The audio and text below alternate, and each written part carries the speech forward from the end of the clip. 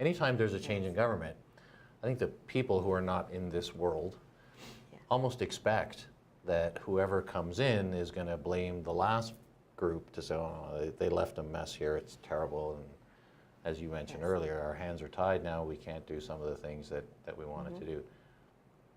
Do you sense that people, the voters out there, the people in the province are a little bit cynical, a little bit, they're almost expecting this stuff? Are they, maybe that sense of disappointment isn't there because, oh, that's what politicians do? No, I think that people are much smarter than politicians give them credit for, and people see it for what it is. They see that this is a government that's trying to spend their tax dollars to get their vote on programs that we need some of it for the people who need it, but we don't need to have blanket coverage for everybody because that's not a good use of money. We want to make sure that the people who need help get the help, and nobody is going to argue with that. Certainly we would not argue with that.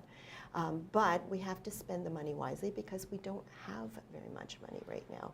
We are in this deep hole.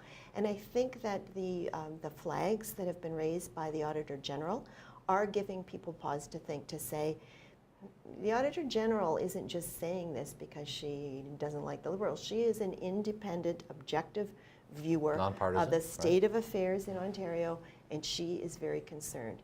And I think that gives people of Ontario pause for concern as well. Okay, so let me ask you this, because from where I sit, it's kind of strange dynamics heading into this election. So when we had Doug Ford on, I tell you, I was happy about this because he said this stuff after he was here, and we kind of were the first. So all right.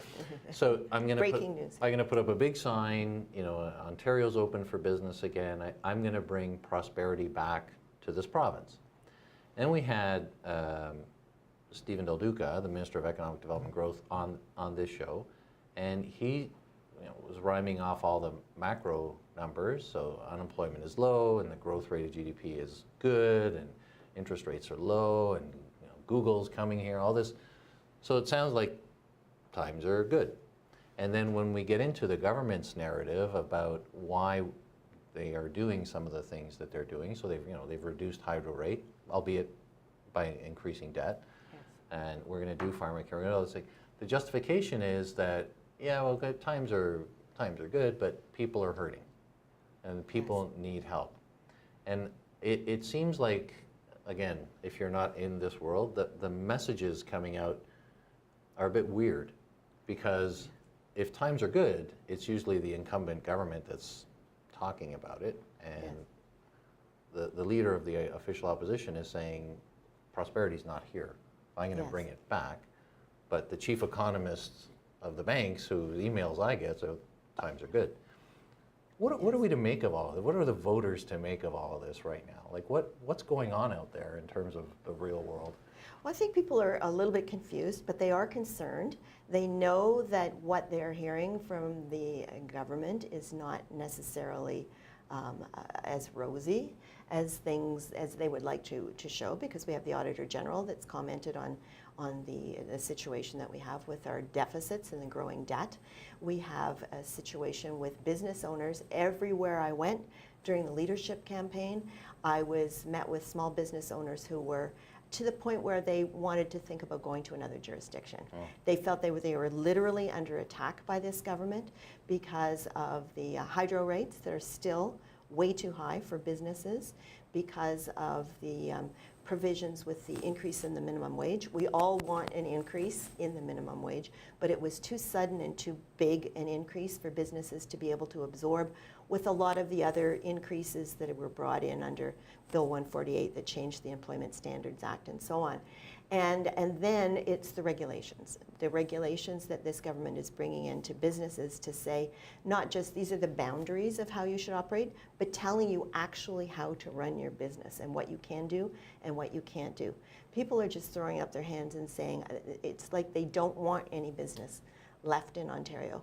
And that's a serious concern, because that's going to undermine our economy even more if we have people that move to the States, where they have some big tax breaks for people, or if people just decide to retire. So we've got a situation where existing business owners are fed up.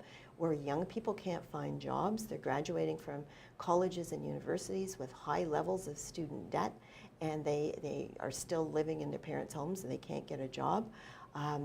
These are serious concerns that people are feeling. So there's a lot of rumblings out there that things aren't as good as the government's saying, that we've got to get a lot of the fundamentals straight so that businesses can operate, so that young people can find jobs, so that people, when they retire, can stay retired. We've got a lot of people now who are 65 and older who are having to go back into the workforce because they can't afford to keep up with the cost of living.